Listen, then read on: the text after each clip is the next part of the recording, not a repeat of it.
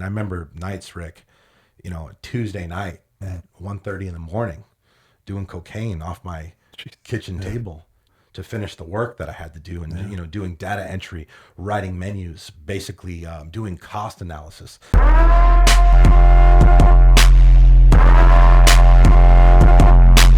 What's up, guys? Welcome to the Start Today podcast. My name is Chris Cavallini. I'm your host, and today I'm here with my boy, my counterpart, my brother, Rick Schaff. Rick, what's good? Hey man, how are you doing? Dude, I'm fucking amazing, bro. And before we went on air, we're discussing your hair. I know, it's getting and crazy. the come up. Yeah. You're growing it out. Just making it happen. Why not? I mean, at this stage of life. I haven't grown it out since I was like 20. So I was Dude, like, did I inspire you to grow out your hair? I think you did. I was like, let's just see what happens. So awesome, man. One day I'll figure it out. Yeah, I mean, well, But the more you grow it out, the more you have to work with once you do figure it out. It's actually, you know what? It's a lot less work.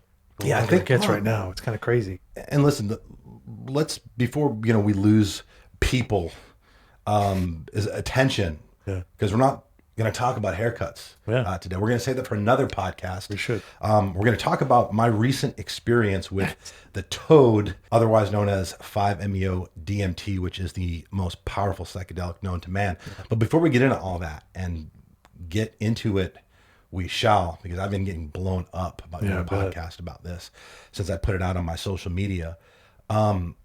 Guys, like, change is important, right? As you're kind of going through life and you're trying to better yourselves, you're going to have to change in order to do that. There's no circumstance where you're going to improve any area of your life without making changes. We can agree on that. Sure. So the more you can kind of condition yourself to accept change and embrace change and become comfortable with change, the easier the process of growth becomes, because every level of growth is going to require significant change.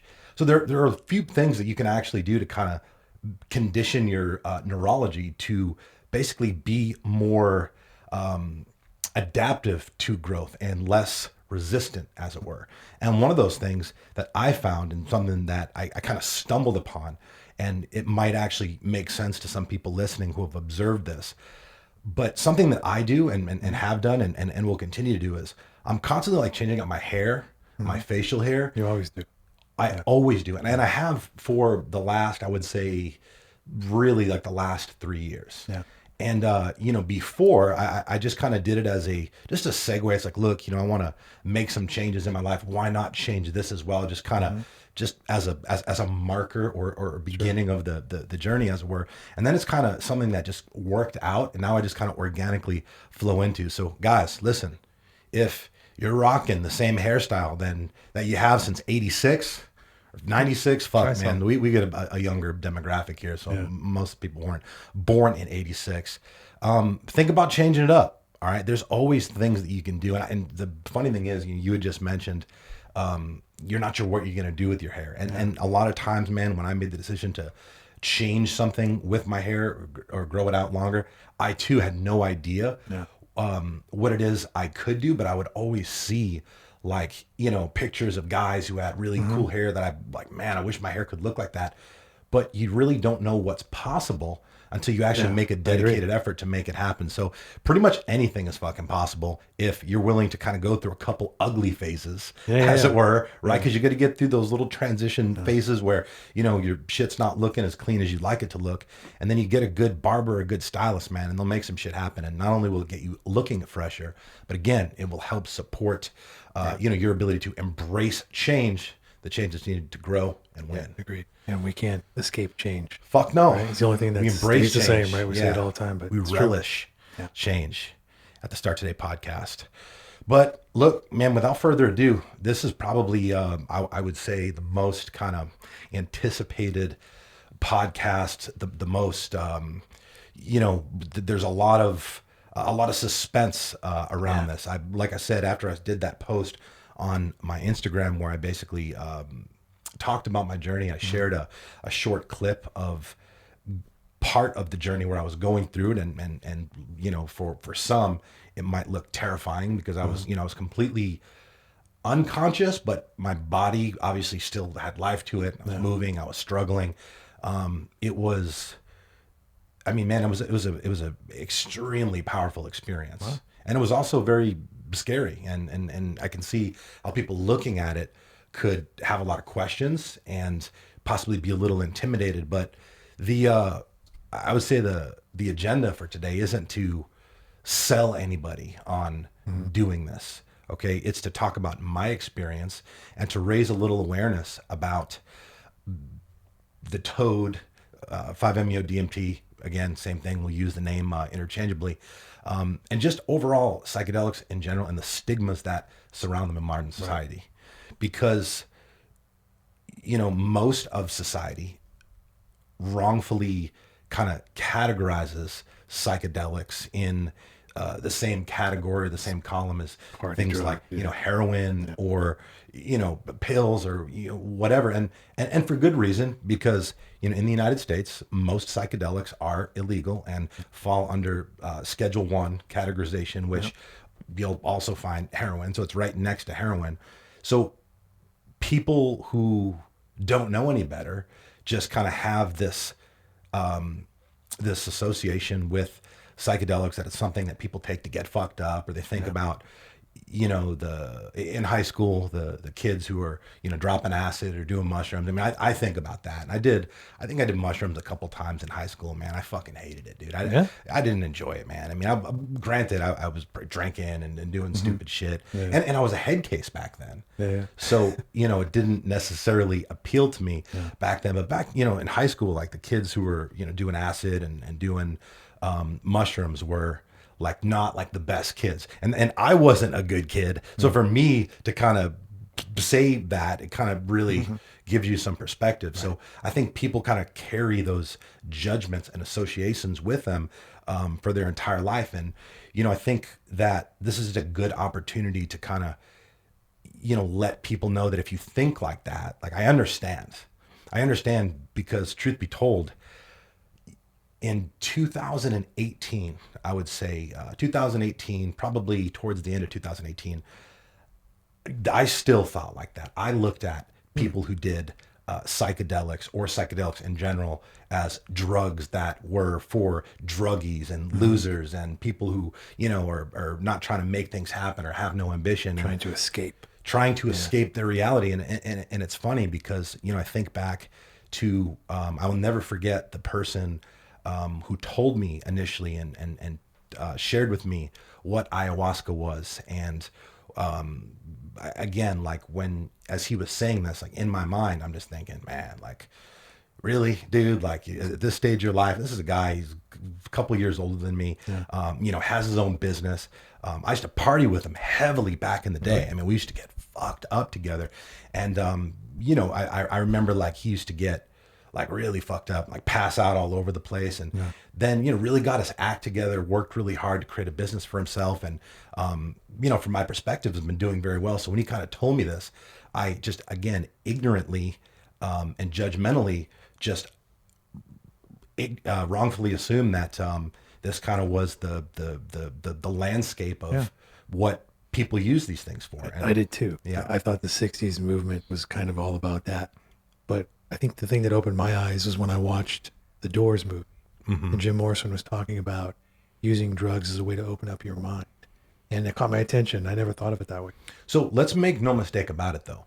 There are people, I can't speak on, numbers or statistics or what percentage. There are people, of course, that use drugs, whether it's psychedelic like psilocybin, LSD, pills, alcohol, whatever. There are people who 100% do drugs to get fucked up. Sure. Okay. But just like anything else in life, I think intention really, really matters. I would agree. Yeah.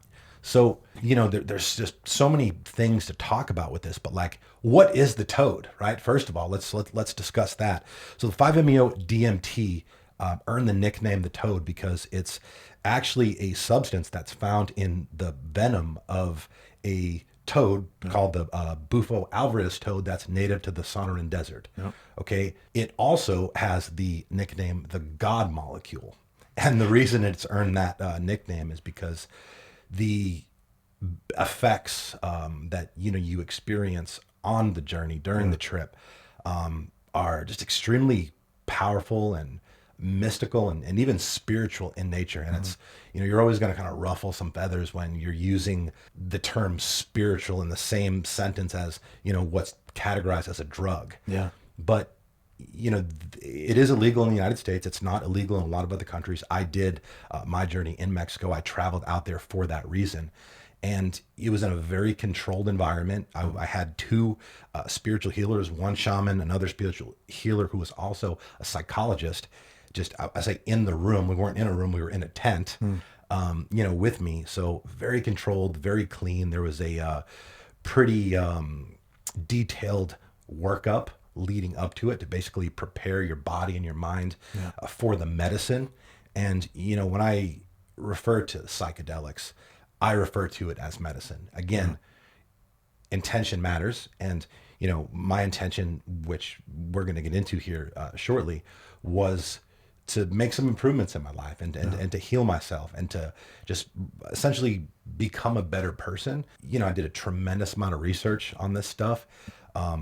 And, it was a little intimidating. I'm not going to lie. Like anytime you see it basically, in bold within the first two lines that it's the most powerful psychedelic known to man. I mean, that's going to kind of make you second guess yourself and second guess like whether this is something for you. And, it was something that I think I became aware of a couple years ago when Mike Tyson talked about it on his podcast with Tony Robbins. And, as as some of our listeners may know, Tony Robbins is, he was my first mentor that, a super high level mentor, somebody who I didn't really have access to, someone who I learned, Tony Robbins changed my life, quite frankly, consuming his content, his discs back in the day, reading his books. He's somebody I respect immensely. So when I heard that him sharing his testimonial and his experience with it, it got my attention and kind of got it on my radar. And it was just something that I considered that maybe at some point, if I felt called to it, I would make it happen. But the thing about this quote unquote drug is it's actually being it's approved and authorized for research trials with some of the juggernauts of medical universities. That's cool. John Hopkins being one of them. Nice. And just so I don't butcher this, I have this, I made a couple notes here just to kind of really give perspective from a clinical standpoint. Okay. This medicine, okay, I mean, which is exactly what it is. It's being used as we speak to treat people with an abundance of mental health related issues. So a couple of the bullet points here that I documented is basically, let's see here. Yeah, John Hopkins University did a study and they surveyed 362 adults who basically all used 5-MeO DMT in a ceremonial setting.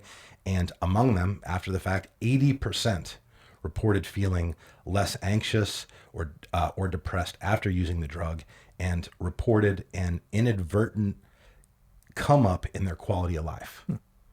So they couldn't explain why. They just basically said that, like, after their experience with 5-MeO DMT, and this is public. Now, this isn't like something you find on some bullshit, unofficial or uncredited platform. I mean, this is on the John Hopkins platform, and has also been shared in other psychopharmacology in the Journal of Psychopharmacology. So these are legitimate testimonies from legitimate medical research facilities. And there's another one in 2019 that determined after a single use, 5-MeO DMT was shown to produce sustained enhancement of satisfaction with life and easing of anxiety, depression, and post-traumatic stress disorder in 84% of people who utilized it. Yeah. Okay, after a single use. That's pretty awesome. That's, dude. Considering it's not a long trip, right? No, it is not. Because we know like ayahuasca helps a lot of people. But that's like you've been through it. Yeah. That's a whole It's about an 8-hour ordeal, and it's a significant process. This is a completely different thing. And, I've gotten a lot of questions about this. And I couldn't even imagine like someone based on what I've read about it, taking it as a party drug. Because it seems way too intense for that. It's not.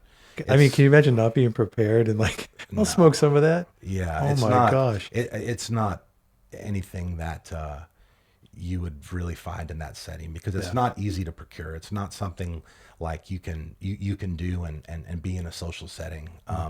You know, my journey. I'll just kind of talk about the workup and how it all went. So basically, I had about 5 days of preparations before where I modified my diet slightly, basically getting my body ready to receive the medicine for optimal benefits. And you know, this is very important, like the few days before, to do everything you can to kind of manage your stress, mitigate stress. Yeah. You know, do some meditation, breath work, stretching, exercise. Cool. You know the deal, right? Yeah. All the good shit that you know we should be doing anyway. So basically, you know, the day came to do it, and I woke up very nervous, man. And I don't get nervous anymore. Yeah. I just don't get nervous anymore. I get nerves, but I don't get nervous or nervous to where I start maybe second guessing if I'm making the right decision. And you know, when I realized that you know I was having that kind of internal dialogue going on, I kind of just resorted back to something that I say, and then a very powerful lesson I learned through a shaman in the ayahuasca journey at the end of 2019, which was go to what scares you, right? Like if something's scary, you need to go to it, not away from it. And so I just kind of chalked it up to that, and you know, went to the place and kind of went through the pre-ritual, as it were. And you know, they come over, and just these two just beautiful individuals with just the most calming energy. And I knew right away. I mean, I don't know these people, right? I've not communicated with them, interacted with them in any way, but I felt safe. And you know, it's a very vulnerable position. I mean, listen, I traveled to another just out of country. curiosity, were you nervous because when I did research, I didn't see that there was a lot of risk with it, other than the fact that Oh, people have died for sure. so they have. Yeah. Okay, 'cause I didn't read that, but I read that people feel like they're dying Sure. a lot, and Yeah. then that's what freaks them out. I think the reason that I was nervous, not because I was afraid of, you know, death or whatever. And I think if you really dig in the research, and it's very rare, by the way, that something like that happens. But anytime it does, it's typically because they were abusing other drugs or alcohol, had Right. other underlying conditions, and they just weren't physically well enough to embark on a journey of that magnitude. Because I mean, it's a lot, man. I mean, it's a lot. And we'll talk about kind of what happens here momentarily. But you know, I just think I was looking at the events. You know, I'm here. I am. I'm in Mexico. I'm by myself. I'm going to this sanctuary, right? The Bufo Alvarez Sanctuary, and you know, I don't know the people who are going to be facilitating this. I've done a tremendous amount of research, and you know, I've heard dozens and dozens of testimonials that, you know, after the fact, there's like a period of time where people were just very off center and very confused, and I was kind of not really overly thrilled about the possibility of being in that state of mind, but I also respected the medicine and understood that if this is part of the process, like I'm here to do the work, and the work is certainly going to, you know, surpass the time of which I go on this journey, which, you know, the 5-MeO trip is about, I would say about 30 minutes, but the peak is no more than 12 to 15. In the peak, you basically lose collective consciousness, and I was no longer like aware of my body. Does that make sense? Yeah, I mean, only because I've like I said, the research I did, a lot of people talk about that not existing, feeling like they don't exist, like nothing. You feel like you exist, but you're not you. You're more kind of in tune with everything and nothing all at the same time. It's a very strange feeling. It's a very strange thing to attempt to explain because it's very difficult to describe what is essentially indescribable. You tried DMT before. I did. And did that give you a similar Yeah. feeling? So thank you so much for bringing that up. Even though DMT is in the name of 5-MeO DMT. They're two completely different things. Two completely different things that affect you two completely different ways. And I think, DMT is probably a little more well known than 5-MeO DMT. For anybody listening, two completely different things that impact your neurology, your physiology, in different ways. But it was radically different. Like with DMT, you're aware of your thoughts, and I think to some degree I was always aware of my body, like kind of like laying there and just being like wherever I was at the time. I'm certainly gone. I'm my consciousness is at a level that doesn't exist in this this level of consciousness, this reality. You're seeing things. The visuals are very, very intense on DMT. With 5-MeO DMT, it's not like that at all. The visuals are non-existent because you're essentially traveling through the universe and traveling through time at the speed of infinity.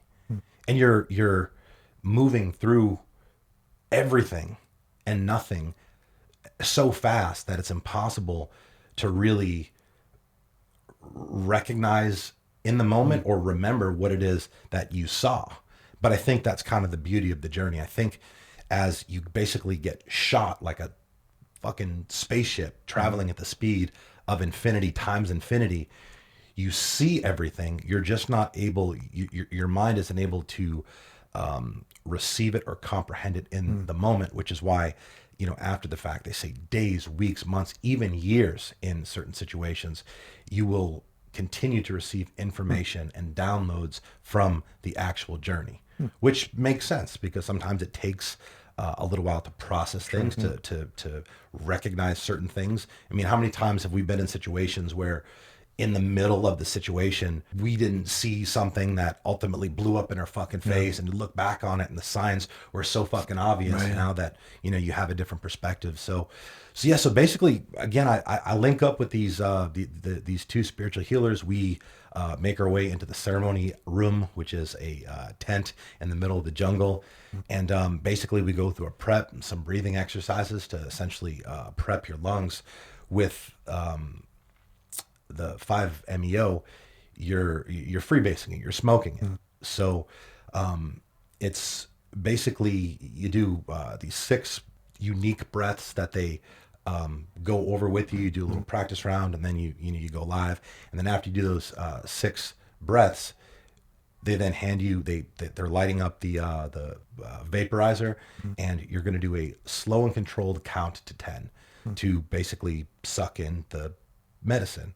And as you're sucking, they're counting. And I remember around 6.4 is when the fabric of reality started to dissolve in front of my eyes.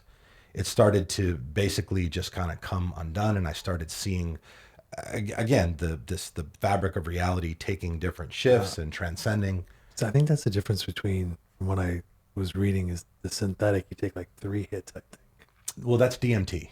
That's Is it regular DMT? DMT. Oh, okay. Yes. Okay. Well, so With 5-MeO DMT, it's 1 hit. Gotcha. Yeah, 1 long hit. Yeah, because someone was saying I don't even think you could take more than 1 because halfway through it, You're saying, lose consciousness. Yeah. So that was pretty interesting. So I'm like, all right, well, it's on, it's happening. And then I remember hearing the number 8. And then what it felt like was my physical vessel just kind of went up in smoke. And my consciousness basically started shooting through reality at the speed of infinity. And the biggest difference, I would say, between there's a lot of differences, but one of the most significant differences is, again, the visuals aren't like other psychedelics, like on psilocybin or mushrooms. There are visuals, comparable visuals to DMT. DMT's on a higher level. Ayahuasca, same thing. There wasn't any visuals like that. It was basically like a light. There was a white light that I eventually, again, you lose the whole concept of time, and the whole paradox of time ceases to exist in this place. that, you go to. So eventually, I can recall or remember or intuitively felt that, even though I was just shooting through everything and nothing all at the same time and couldn't really make out or process anything, I remember seeing like off in the like a literal or metaphorical light at the end of the tunnel, and it started small and it started to get progressively bigger as seemingly I was getting closer to it.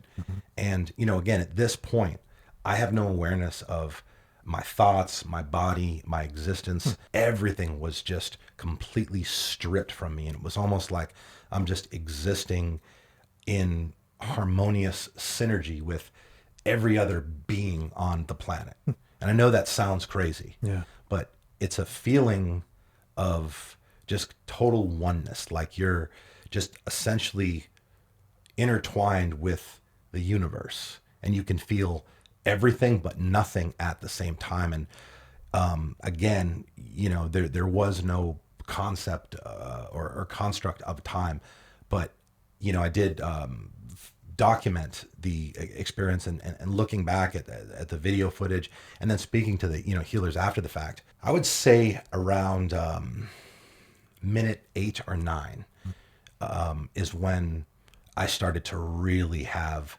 some significant effects happening. I started to feel like within the journey, I kind of developed an awareness that I was struggling. Like my being was struggling, and I felt like I was like fighting. I found it like hard to breathe.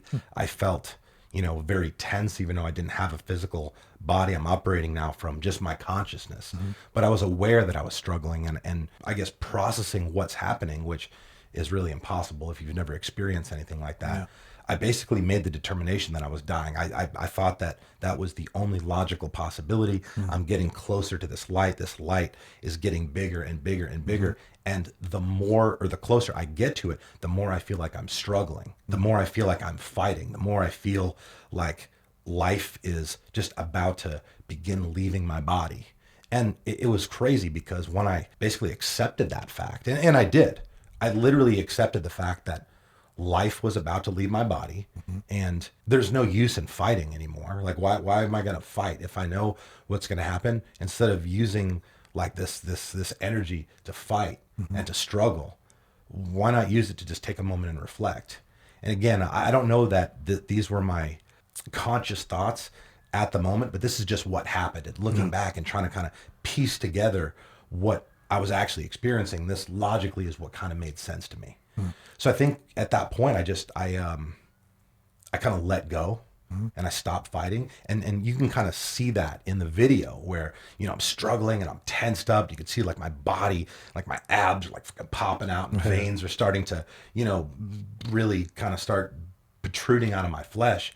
And I stopped fighting. And when I did, I had what, the cliche near-death experiences, when people claim that, you hear a lot of times people have a near-death experience, whether they get into a horrible accident or tragedy, or they get really sick. You hear them say that they start to think about, or they did think about, everything that is important, and their whole life flashed before their eyes. And I wouldn't say my entire life flashed before my eyes, but what did happen is, in that moment, everything that didn't matter basically just got removed. Like I had it just was no longer there. And I just had the ability to focus on and receive and think, and just feel so blessed and so fortunate and so grateful for the things that mattered.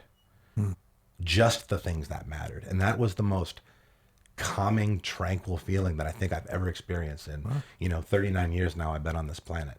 And it made me feel okay with what I was anticipating that was about to happen, which is me kind of, crossing over and entering whatever afterlife. And, and just to give context that, what are the things that matter? Honestly, Rick, the thing that I am actually a little surprised that I kind of had at the top of, this experience showed me, and was obviously at the top of, my biggest takeaways was love, and the people I care about, and the people that I need to look after, the people that I need to protect, the people that, I need to help. And it was a huge, just eye opening experience for me, because it also made me a little sad, because, in that moment, I realized that, not only are these things the only things that actually matter when you basically strip everything away. Like, Yeah. I realized that I have been failing miserably in a lot of areas with demonstrating to the people in my life. And I have so many amazing people in my life. And this was kind of the thing that reminded me of all of that. It showed me just everything all at once, and made me really understand that, not only do I have such amazing people and such an amazing support system in my life, but I have been falling significantly short in making those people know how much they mean to me. That was a little sad and hurtful. And I can recall, like, just thinking, like, man, I wish I had some way of being able to just let them know, like, let them really know, like, let them know somehow, like, have them know what it is that I'm feeling now, or what it is I'm seeing. Like, if I could just get them to feel that, then I think that, I think that I would feel better with what's happening now and not have any regret. And then just like that, at some point, I realized that, I wasn't dying. Yeah. I realized I wasn't dying. And as I kind of started to develop an awareness, and started kind of retreating from the light, and I started to kind of maybe have some of my facilities begin to come back, looking back on it, I think what was happening is, I think part of me was dying. I think, that was my ego dying. I think that was trauma. I think that was like the shittier, weaker, version of myself that was dying. And now I was basically being given this opportunity to be reborn as something different, as something better. Yeah. Absolutely. Because when I came back, it was, it was significant. It honestly felt. Did it feel good to be back in your body? It did, but it also, it was, I wasn't really focused so much on that. I was focused on what I just experienced. And it's like, holy shit, like, this world, like, what we think, like, it's such a blessing to have been called into this world, because I consider psychedelics, for me now, it's very important people understand this. Psychedelics are part of my personal development journey. Yeah. Now, is there overwhelming, compelling research that shows that it can help with severe PTSD, depression, anxiety, and, a multitude of other mental health problems? Yeah. Yes. Is it shown that the overwhelming majority of people who do it one time experience an immediate and sustained increase in life satisfaction? Yes. Okay, this is the research now. Okay, this isn't my subjective opinion. But do I think it's for everybody? Absolutely not. Yeah. So this isn't a call to action. I'm not a influencer. I'm not a psychedelic influencer. Well, Agreed. fuck, man. Honestly, that's probably what actually the perspective of it is. And you know what, man, fuck that. I actually, that's exactly what I am. I am an advocate for psychedelics, but it's so important. It's so fucking important that people have self-awareness and understand that not everything is for you right now. Not everything is for you right now. And I also know, and I take, I try to hold myself to a significantly consistent high standard with my behavior, with my actions. I often fall short.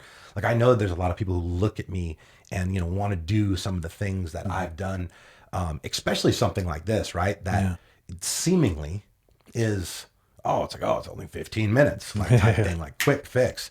But you have to be self-aware. You have to understand what your intentions are going into things. And, my goal, like, with this, and there's still so much to talk about with this, is just to, if nothing else, if this doesn't call to you or appeal to you, and you're just listening because you think it's interesting, awesome. The takeaway should be that, maybe just like you had assumptions and judgments that didn't necessarily reflect the accuracy or the validity of the things that I'm saying right now, maybe, like me, I realized this about myself multiple times over the years, and again recently with this journey. Maybe there's other things and areas of your life that you are viewing tremendously incorrectly, and it's actually hindering your growth and prosperity and even happiness as a human being. Yeah.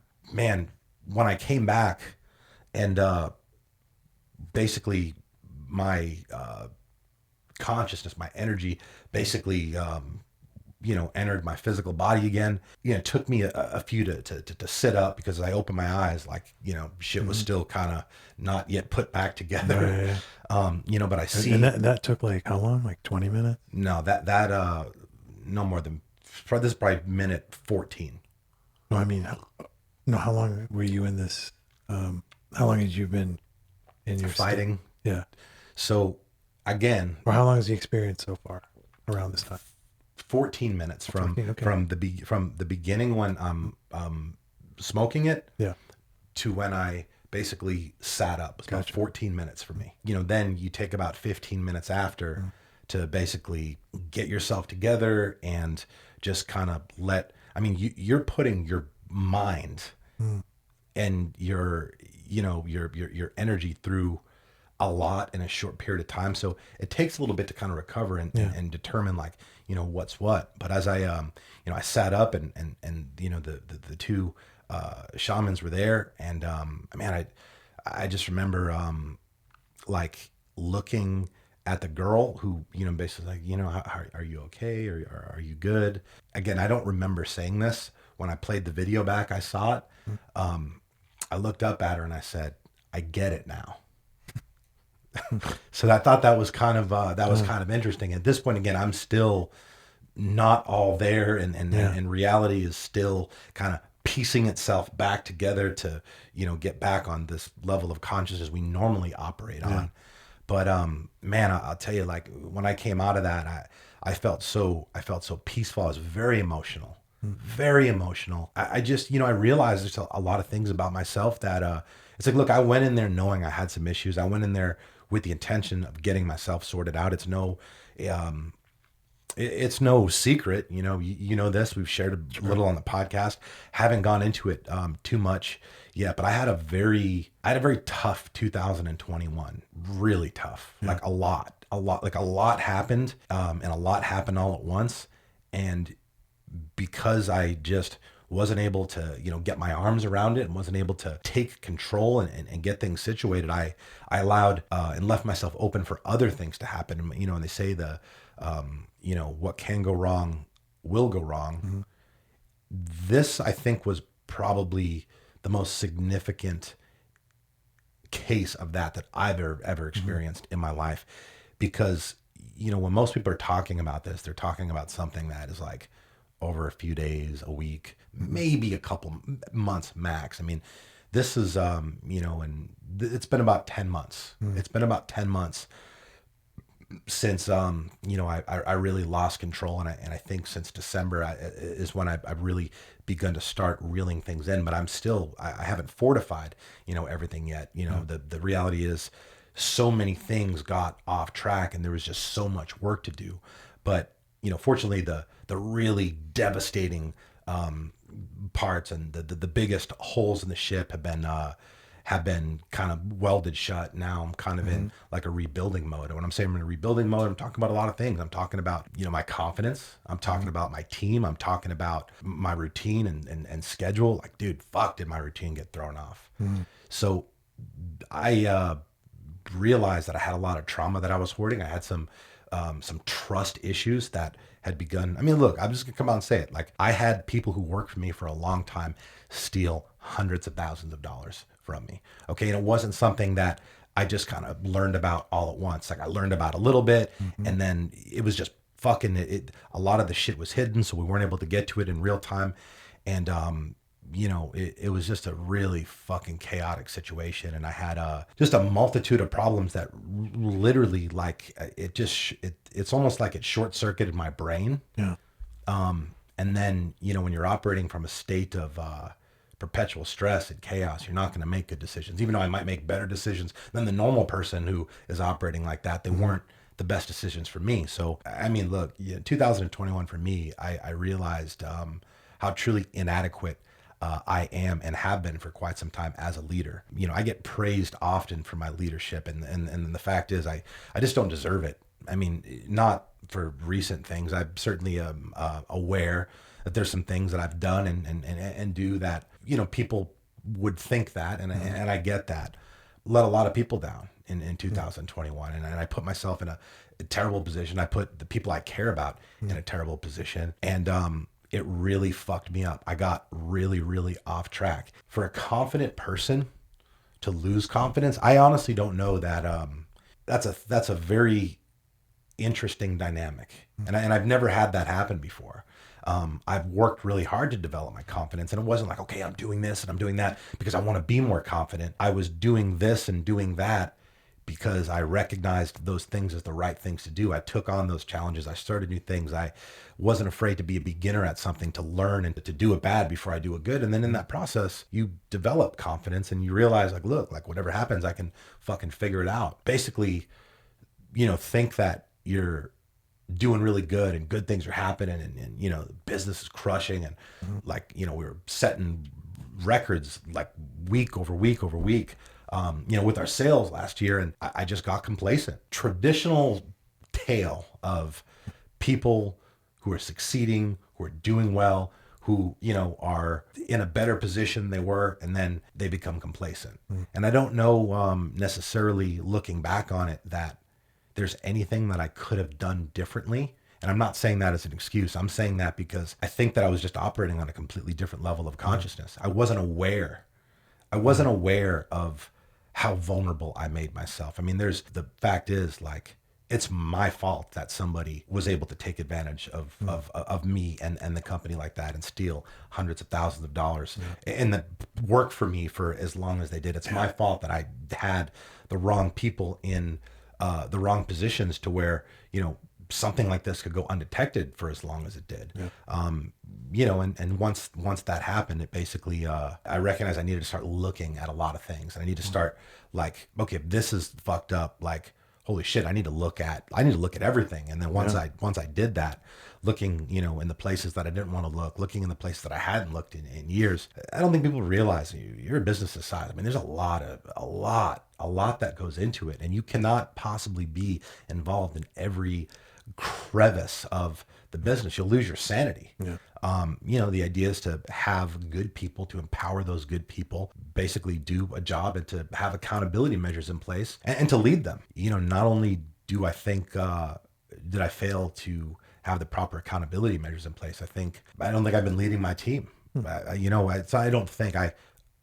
I haven't been leading my team. I mean, the results demonstrate that. So this was really why I went there, is not because, I'm feeling sad, and I haven't been sad. I've been very fucking motivated to fucking get all this shit on track. But what I didn't realize is how significantly off track I had become. Well, did your experience?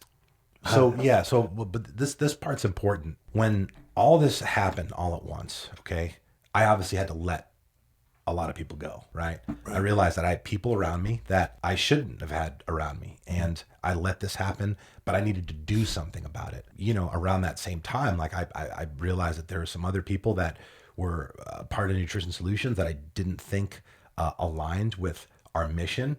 I didn't think they added value to the team. I didn't think they contributed to the collective energy of this place. I thought they were taking away from it. And that's like, look, like in a place like this, a place like Nutrition Solutions, we work really hard to basically create that good energy and manifest good energy and project that good energy. And if you have somebody that comes in that doesn't have good energy, it becomes very apparent, and it rubs off dude, it spreads like a fucking wildfire. And as somebody who's an empath and is very sensitive to negative energy, I can't fucking have it around me. I don't want it around me. I don't want it around my team. And that's a way that I think that I can take care of my team, is if I see something that they don't, which happens all the time. I mean, again, I'm where I am today because of my experience. So if I see something that they don't necessarily see, and I make a call to remove somebody from the equation, even if that person is doing a certain job that needs to be done, I would rather have the team break up the responsibilities or take on the roles myself than have somebody with a toxic mentality here, basically just fucking up everything we've worked so hard for. Yeah. So when I basically mass fired a lot of people, I mean, we parted ways with a lot of people in a short period of time.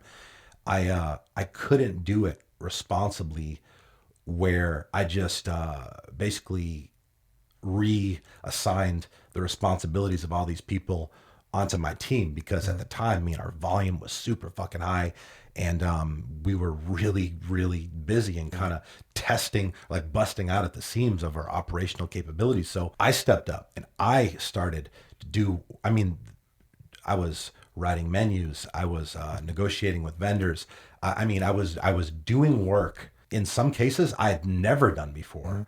I was doing the work of like a, you know, like a middle tier employee, but times like 6 on top of fucking everything else. In order to keep up with that, I had to do some things that I'm not proud of. I remember, I remember to be able to go for fucking 20 hours, dude. Like I'm not a young man anymore. I still have more energy than most, but when you're having to work that long under very, very stressful conditions, it's just not possible to keep up the levels. I mean, I remember nights, Rick, Tuesday night at 1:30 in the morning, doing cocaine off my kitchen table to finish the work that I had to do, and you know, doing data entry, writing menus, basically doing cost analysis, because I no longer at this point, I didn't have a CFO. I had to part ways with the CFO that I had at the time, who obviously I realized wasn't the best fit to have, and that's kind of putting it as kindly as I possibly can. Man, that went on for a little longer than I care to admit. You know, I was still training, obviously. I mean, you can't get away from that. I probably would have, probably would have completely lost my shit if I stopped doing that. It was a lot. I was having to figure out a way to do the job of, I'm not even fucking exaggerating, I mean, at least 8 people.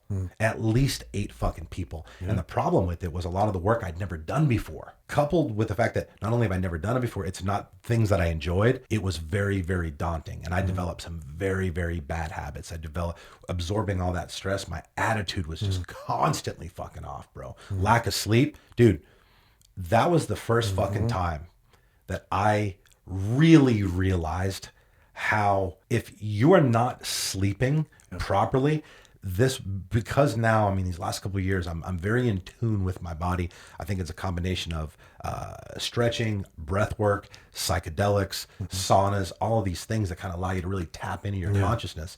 Lagging on energy, my focus, my mental acuity, my cognition was fucked, not anywhere near what it's capable of being. But I was aware of it. But there was nothing I could fucking do about it, because there was work to be done, and I had to step up, and I had to do what needed to be done, because, you know, even though it was really, really hard on me, I didn't want, because of my poor decisions, I didn't want to put any of this shit on my team. I wanted to keep them, and look, none of them knew about any of this, obviously. I show up and, you know, smiles, high fives, fist bumps. You know, there was a couple of them who had to deal with, like, behind closed doors, had to deal with some of the effects of my poor decisions, and you know, I'm aware of that, and obviously I wasn't happy about that. But as I started to kind of get things kind of cleared up, knock out the different things that needed to be knocked out to kind of return to a sense of normalcy, I mean, I realized, man, my entire fucking routine was completely fucking off, bro.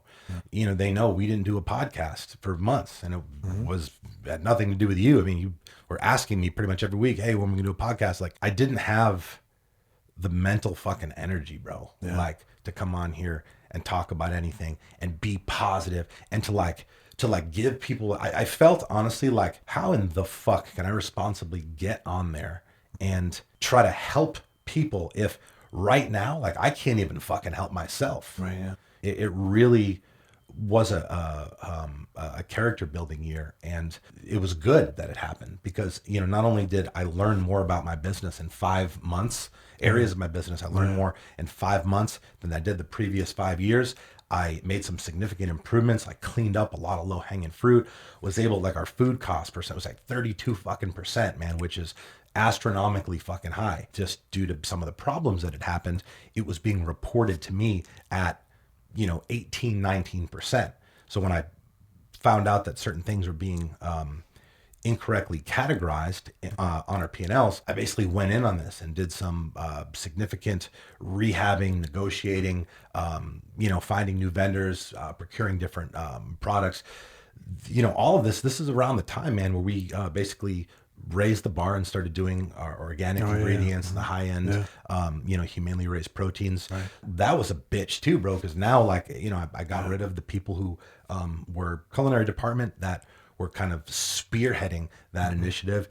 And I took that over and I couldn't backtrack on it. I was really proud of that.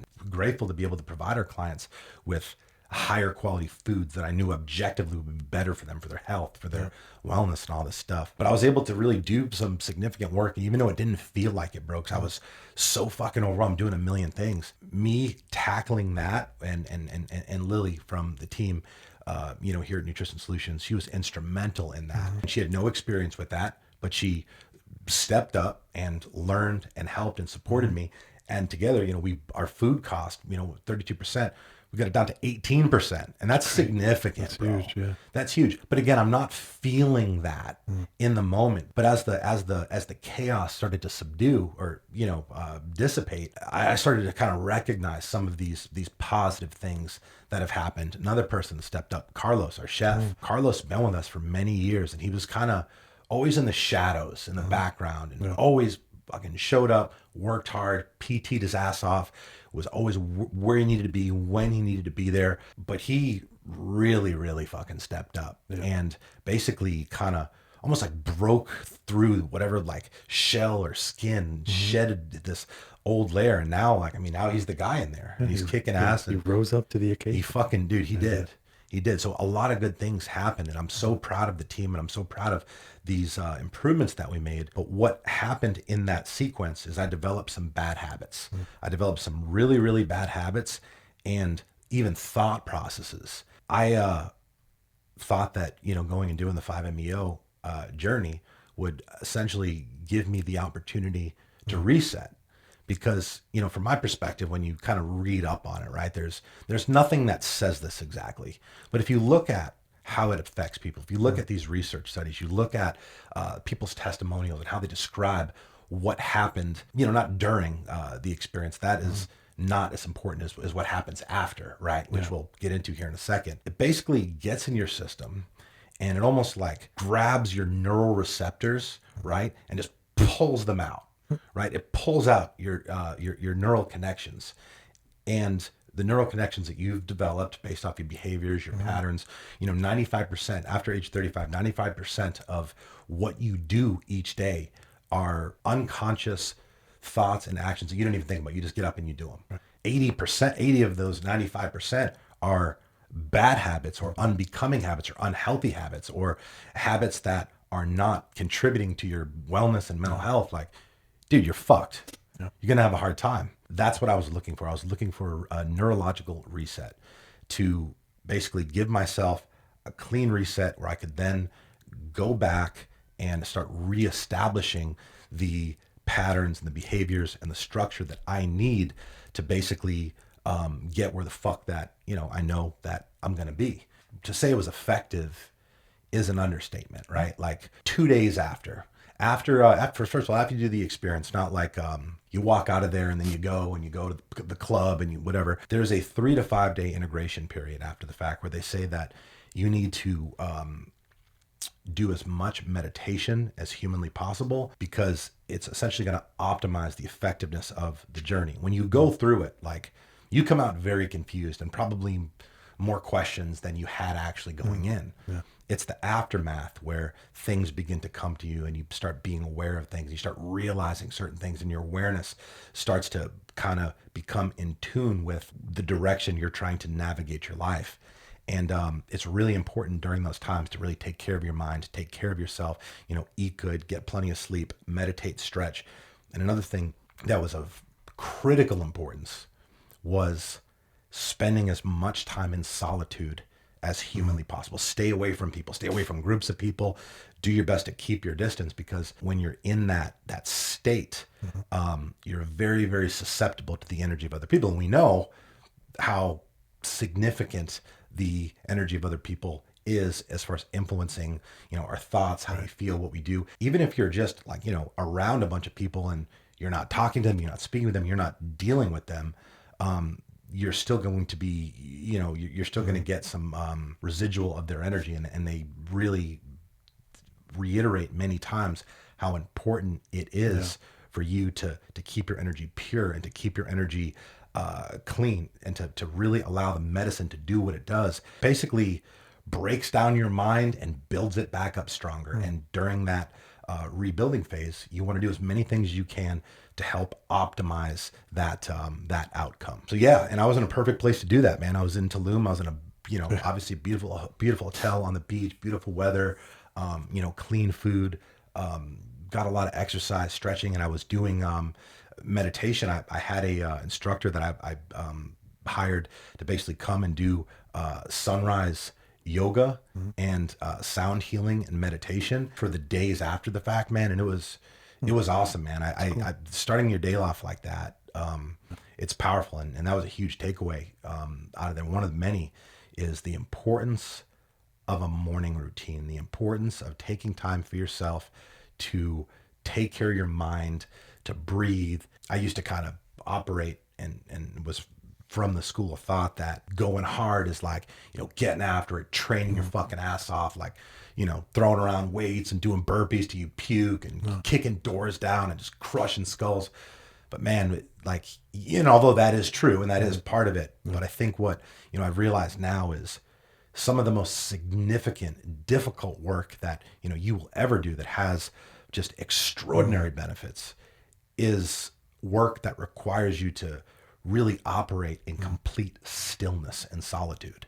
Around day 2 or 3, man, I started to become very aware of my thoughts and behaviors and actions and certain things where I would be in a situation, and before I would react, respond, or just take any sort of action, it was almost like my higher self was showing me that historically it had been my ego that had been wanting to act like this or respond like this or essentially view or judge something this way. I don't say it was crazy, because it was powerful.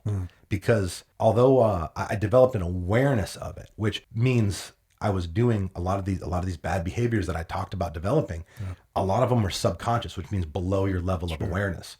So now, like in real time, Rick, since I went through this, I would say the biggest takeaway, the most powerful gift that the 5-MeO journey has given me is the ability to really be aware of my thoughts, my judgments, my actions, my reactions prior to deploying an action that isn't consistent with my highest self. It's massive. And really what I have to, figure out is how I, continue like a protocol that I'm working on right now to not let the chaos of the mainland and normal life and the stressors of business and just life in general kind of have me regress, which can happen. I mean, if you don't continue to do the work, then you're going to fucking go right back to where you were. Just being more calm, being more clear, being more appreciative, seeing things more clear. Like out there, man, 2 weeks out there, a lot of great things came to me that I took immediate action on. One of the things, I realized that, my ego had been significantly holding me back from so many fucking things. But one of the things I did is I actually hired a business coach. I've never done that. I've obviously invested heavily in seminars over the years when I was coming up, read a ton of books, but I never really considered this, I guess, because maybe in my mind, I thought that, I was better than that. I didn't need that because I'm good. Like, why would I need? And that's for people who don't. And again, like looking back on it, it's ridiculous. Like, I'm embarrassed, quite frankly, that I thought that way because, that thought, that idea led me to not doing something that I objectively know now is going to help me take my life, my business, my team, my leadership capabilities, and my human potential to levels never before seen. I mean, $100,000, bro, paid up front.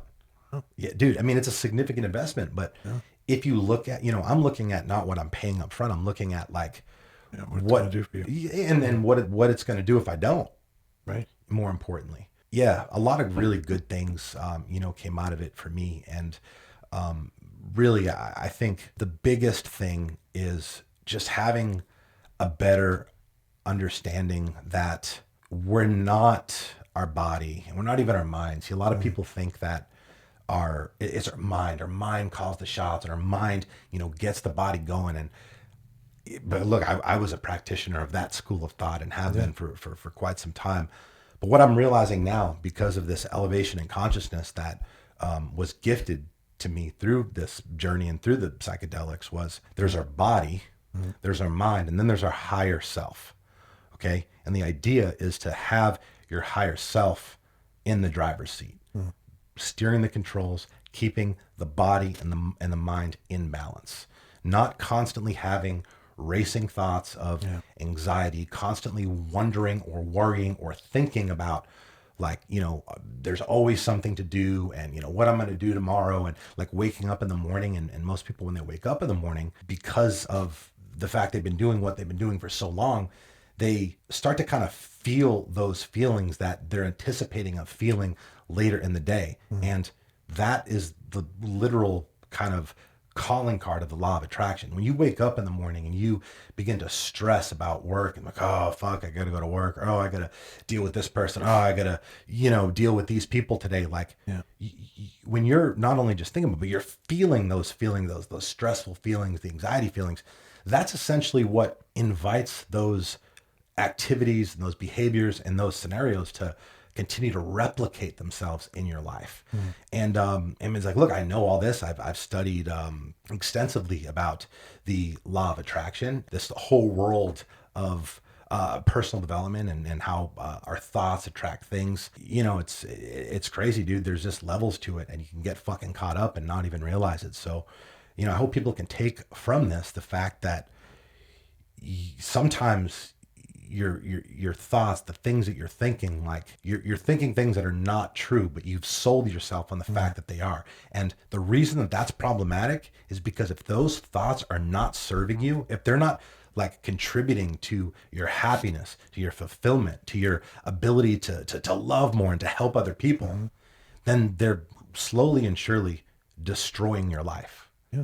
And that's why I think it's so important that I hold myself accountable to, not just training hard, not just fucking, eating clean and working on reading the books and all that. I really need to do a better job of being still and meditating and clearing my head. Just like yoga, I used to think like yoga was for females and it's feminine, and it really is. It's the majority of people who do yoga are females. But dude, it is some of the fucking hardest work, bro. Oh, yeah. It's hard as fuck. So is meditation. Dude, laying there and breathing and just focusing on your breath and attempting to eliminate any thoughts from entering your mind, or when they do enter your mind, having the ability to not judge, oh, come on, you fucking idiot. You can't, like, just let it go and then kind of go right back to the breath and really experience the power that comes with a clear mind.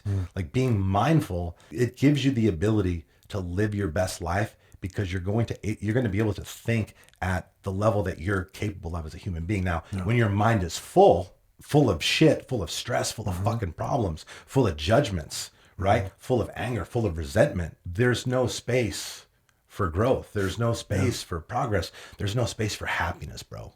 And that's ultimately what we all want, right? We all want to be happy. We just don't always necessarily act in conjunction with it, but unbeknownst to ourselves, we think we're doing all the right things. Yeah. We get up in the morning and we do what we're supposed to do in our own fucking mind, man. But it's not till you kind of take a step back and do something like this, or work on your yoga practice and begin to meditate, dude. I'm going to make the argument right now that meditation is quite possibly some of the hardest work that requires the most discipline of anything that I can think of. Yeah. Literally, to be able to do that consistently requires a tremendous amount of discipline. And I respect the fuck out of anybody who has a strong, consistent meditation practice, because not only is it really, really, really fucking hard, bro, dude, it's life-changing. To have the ability to clear your mind and to basically block everything out and to slow down time, dude, it changes the whole construct of your reality and your ability to feel in the moment. And that's, I think, where a lot of people, myself included, struggle. Like dude, I'm all about like getting better, right? I think it's no fucking shock to anybody. But what's really important, and where I've kind of missed the mark often on my journey, is as I was getting better, I was too focused on getting better to really acknowledge and celebrate or appreciate the progress that I had made. And the problem with that is, if you don't have those feelings of validation, you're fucking losing even when you're winning. And that fucking sucks. Yeah. So I got a bunch of questions here from my Instagram, because I've literally got so many questions about this since I went. People asking to do the podcast. I figured I'd open up my DMs, answer some of the questions. I'm sure that some of the questions have been answered throughout the last hour and 15 minutes.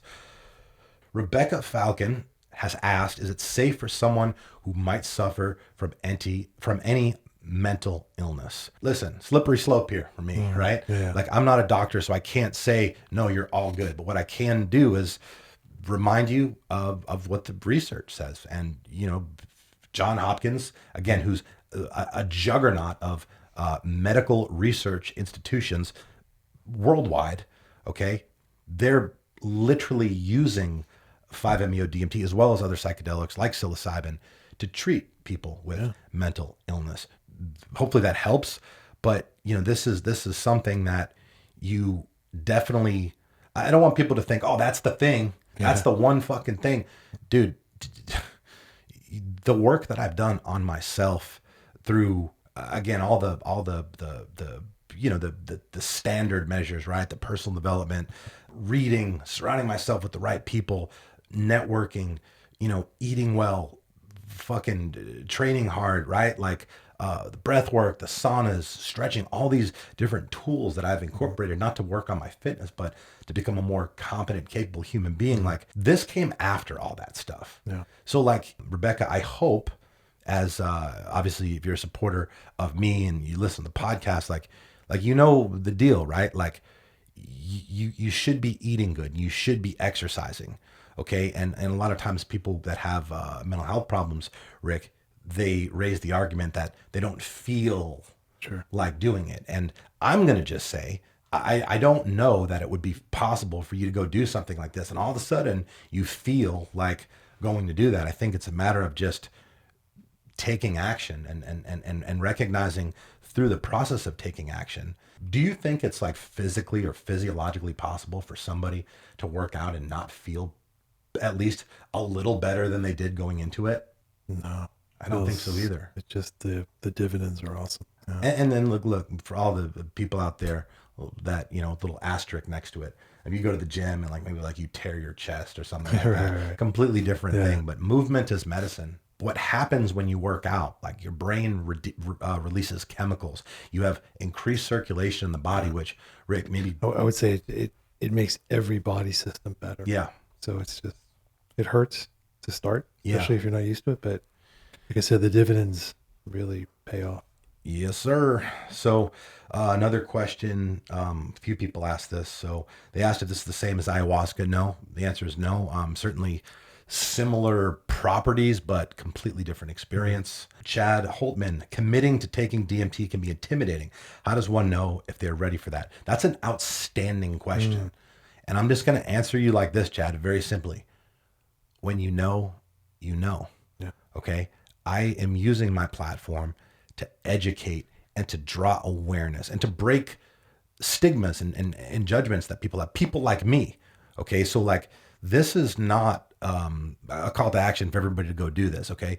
This is simply making people aware of opportunities that are out there and things that are out there. And there's a lot of things out there that don't involve necessarily taking what is classified as an illegal drug in the US. Yeah. There's a lot of different things that you can do. It's just important that you have that open mind and recognize that it is in fact your responsibility to seek those things out. Like, you'll know because you'll be called to it. I think the more you research it, the more you meditate on it, you're going to I mean, if you're researching it, that means something is calling you to it, right? Yeah. And the more you research it, the more comfortable. Again, it's not something that, somebody's going to show up on your door one day. Hello, sir. I'm here to let you know that you are being called to do a 5-MeO DMT trip. Yeah. And, this limo here is going to take you to the airport and fly you to South America. Like, it's one of those things that it's indescribable. But when you know, if your heart calls you to it, you'll know. I wouldn't necessarily stress about it or think about it. If it's interesting and fascinates you, do the research and read about the testimonials and the experiences that people have had. And if anything comes out of that, great. If not, I mean, it's still a fascinating topic to be educated on. It's great to have conversations about, and it's really powerful to hear the life-changing impact that it's had on so many people, myself included. Eric V, what was the most important lesson you learned during this experience? The thing that I keep coming back to with that, lesson-wise, is, again, changing my, I wouldn't say it was my stance, because I don't think it was a conscious thought or something I necessarily was aware that I was kind of posturing as my own thought process.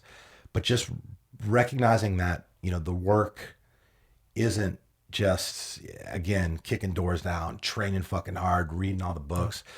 Some of the most important work that I have fallen short on doing and can kind of had off my list and had off of my, like my teachings when I'm educating and we're sharing information and helping people, is things like, the meditation and yoga. I obviously, I stretch, I do mindful stretching, and I'm stretching for the purposes of opening up my body and expanding my mind. But dude, yoga is a different thing, bro. It can't be replicated. And I did a lot of it in Mexico, and I was so thankful, like, that, after I did the 5-MeO, I just felt like I should be doing yoga. Like, I'm like, oh no, I could do yoga, so I'm going to do it. And when I did it, I'm like, I understand now. Like, I understand why people, like, when you meet people who do yoga consistently, they're typically very laid back. They're very content and just happy, right? They're not often miserable, not complaining. They're always fit, right? Yeah. So I get that now. And I think the most important lesson is recognizing the value in stillness. And hey, listen, even if that means taking some fucking time to chill out and understanding that it's okay. And I don't know, I don't know who needs to hear this, but this is something that really I needed to hear, and something I probably have heard, but maybe didn't agree with it. So it went in one ear and out the other. Sometimes, like, you have to unplug, you have to disconnect, you have to take some time away from the daily grind and the chaos of life, so you can really see and feel what the hell is actually going on. So if you're not where you want to be and things aren't going the way that you want them to go necessarily, if you're in the middle of it, man, it's going to be impossible to determine which direction you need to go to essentially get out of hell and progress and move yourself back into the light. So take some time and reflect, and that doesn't mean take some time to go out with all your homies and get fucked up. I mean, if you want to do that, cool, but there's a tremendous amount of value in spending time alone. And listen, like, I'm a three-time in Mexico. I've done it a couple other times where I went places with somebody and then they left. Like, it probably comes across a little strange to people that I go places by myself. Most people cannot probably fucking relate with that. They'll say like, "Oh, I want to do that. We do that." Then do it.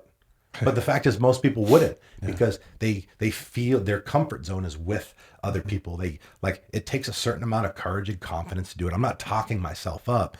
I'm trying to make people aware that spending time alone is like your ability to enjoy spending time alone, man. I'm going to make an argument that it's almost a superpower because when you spend time alone, you're actually able to get in touch and in tune with who the fuck you are, and you're able to actually see things not worse than they are, not from a perspective that's been tainted by your environment, by other people, by the fucking media, whatever, but see things objectively and clearly. And it's only then can you actually make decisions that are going to serve you and be in your best interest.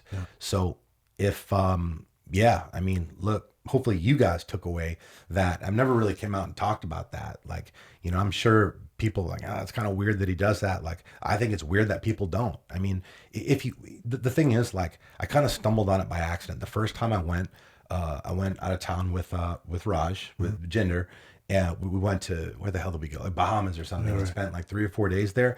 And I'm like, man, like he had a show he had to head back for. And I'm like, man, I'm not ready to leave yet. I think I'm going to stay for a few more days. And he's like, dude, you deserve it, man. Stay, hang out. And I did. I ended up staying like another week by myself. And I had such a good time and I got so much done. And I was like, my thoughts and my like just ideas and just like creative was just flowing like wine. And I felt so fucking good. And then I kind of was like, that's interesting. And I got a little taste of it in 2015 when I was going through what I was going through, worst year of my life, had a lot of time in solitude. And even though I was very stressed and grinding, whatever, I still was alone a lot. And, you know, I came out of that and dug myself out of that place with the support of a lot of people, man, you included, of course. I came out of it better off. And it always fascinated me how basically kind of ghosting everybody for a little while and disappearing for a bit was actually one of the best things that I could have done in that situation. I think it forces you to look at yourself. Fuck yeah. Right? And then you make changes, or you make changes so you can enjoy your own company, maybe, in a way, right? And that's subconsciously why most people avoid it, because most people probably don't want to really look at themselves. But it's just something you have to do if you want things to change. So we'll answer one more, man, and we'll wrap it up. Please talk about where this can be done safely and professionally. So there's several places in South America, right? You can go to Southern Costa California. Rica, Mexico. You can go to LA. Oh yeah. Well, so I don't know anything about that, but I do know the place that I went to, which was in Tulum, Mexico. It's called the Bufo Alvarez Sanctuary. You can look them up on Instagram. I tagged them in my Instagram post from like February 23rd to February 24th. That's where I went, and I would certainly, for anybody who was looking to do something like this, I would sign off on that all day. What were some key takeaways from the ups, downs, and all arounds? Much love. I think we really, covered that, but just to kind of reiterate, most of the things that we stress about, that we focus on, that we worry about, like they just don't really matter. And until you do the work that we're talking about and we're trying to communicate to you guys, it's going to be very hard for you to understand that. Because you're like, oh, well, if I don't worry about it, is it just going to go away? No, it's not, right? But you learn to deal with it differently. You learn to deal with it the right way. You learn to deal with it basically like the opposite of how I was dealing with everything that was thrown at me last year, because I lost my identity and lost my awareness and I was just in a state of perpetual chaos, and I was focused on fucking problems, and I was focused on all of these different areas that were fucked up simultaneously. And, as somebody who's pretty, like, I like to consider myself mentally stronger than the average bear. But the fact is, it can happen to everybody. What's really, really, really fucking important, and where this all can be avoided, is just understanding that 99% of the time, man, the problem isn't really the problem. It's always your disposition, your perspective, and your attitude about the fucking problem. Yeah. When you can look at things differently, you actually have the ability to get those things solved. And when you are appreciating the things that really matter most, like the people in your life that you care about, the people that you love, your pets, right? Your family, the opportunity, like the fucking opportunities that you have, that you're exploring as we speak, that you dismiss as trash and take for granted. Like when you can begin to just be excited about everything and look at everything as an opportunity, be pumped up about everything. Like, dude, that's when the whole fucking game changes, man. That's when it fucking changes. And, I'm looking forward to speaking on this more because I plan to, put my, my money where my mouth is and do a better job acting consistently with the fucking person I really am at the core, and not this kind of watered down, traumatized version of me that temporarily took control of the driver's seat and I was basically operating from ego and fear, as opposed to, my highest self and confidence and gratitude and love. And even when things are bad, they're actually really fucking good. And you got to be able to see that in real time. I mean, dude, it's a fucking joke.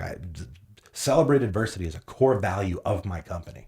Yeah. For good fucking reason. Sure, yeah. And I lost sight of that. And I need to be transparent about these things, because I need to hold myself accountable. I need to hold myself accountable to change.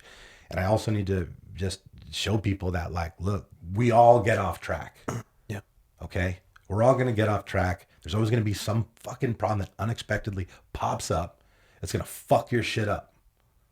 What are you going to do about it? Always. The only thing that matters is what you're going to do about it. It's like, it happened. It fucking happened. All right, let's forget about that. All right, now, what the fuck are we going to do about it? So, you got anything else, brother? I think it'd be cool to do a show maybe on ayahuasca, why you do it, DMT, why you do it, and then the bufo as well. Because I have a feeling they overlap a lot, but there's probably some differences too as to why someone would choose one or the other. Yeah. Or maybe not. I don't know. A little comparison. Yeah. I could kind of make a comparison to put it into perspective, to kind of underwhelm people who aren't well versed in this stuff. With fitness, right? You have like traditional weightlifting, right? You have functional training, you have CrossFit, you have yoga, you have steady state cardio, you have martial arts, jiu-jitsu, like they're all disciplines of fitness, right? And all of them will ultimately give you results, right? And a lot of those results, there's a lot of crossover there, right? You'll have an improved body composition, right? As long as you're not eating like a fucking pig, you're going to have less body fat, more lean muscle. You're going to be more confident. You're going to be more resilient. You're going to be in a better mood. You're going to live longer. You're going to be healthier. But they all also offer individual benefits. Certainly, boxing and yoga, for example, you're going to improve greatly by doing both, but the benefits might be a little different in certain areas. Sure. I think it's like the same thing with psychedelics. That's cool. Different ones certainly have very similar effects, like across the board, but there are certain distinctions that kind of make each one, unique. But man, thank you for today. Yeah, man. Appreciate it. And guys, thank you so much for taking the time to listen. I hope this was helpful. I didn't prepare any notes for this. I didn't have like an agenda other than those two little bullets on the case studies. I didn't want to butcher those and have get called out online. I wanted to speak from the heart. I wanted to be as authentic as possible. And to be honest with you, like, this is still so fresh, right? This was like 2 weeks ago that I'm still receiving and still figuring things out, and things are, still kind of taking shape and beginning to make sense to me. So I hope that I did you all a service to some degree, and I hope what I said made sense. I hope that, it gave you value in some way, but really what I'm most looking forward to is just continuing on my journey, continuing to do everything in my power to raise my collective consciousness, become a better human being, and in turn pay it forward by just sharing all the things that I've done that have helped me, and just pass them along to the audience and pay it forward. And look, if somebody is called to this and somebody does actually take that journey, Well, look, I've actually gotten probably, let's say 11 or 12 messages from people who told me like that they're in, like, I've been thinking about this, and then reading your, yeah. And I think that's awesome, man. Cause they're ready. Yeah. Right. These aren't people like, oh, look, I'm suicidal. I'm a complete fuck up. And, I can't stop, smoking crack. And I saw this, so I'm going to give it a shot and hopefully it sorts me out. Like, obviously we don't want that, but, this is just something that's out there. And look, if nothing more out of this, is some cool stories, and it's fascinating, and you're a little more informed about what's available out there in the world. So try to be a little more open-minded. Try to be a little more open-minded to the possibility that things aren't always as they seem, and that there's always things out there and opportunities out there that you can take advantage of to improve your life, to improve your quality of life, and to improve your happiness. Because at the end of the day, man, I really don't think that there's anything that matters more than just living a happy, meaningful, purpose-driven life. Yeah, man. We're only here for a little bit. That's it. All right, guys. Thank you so much for listening.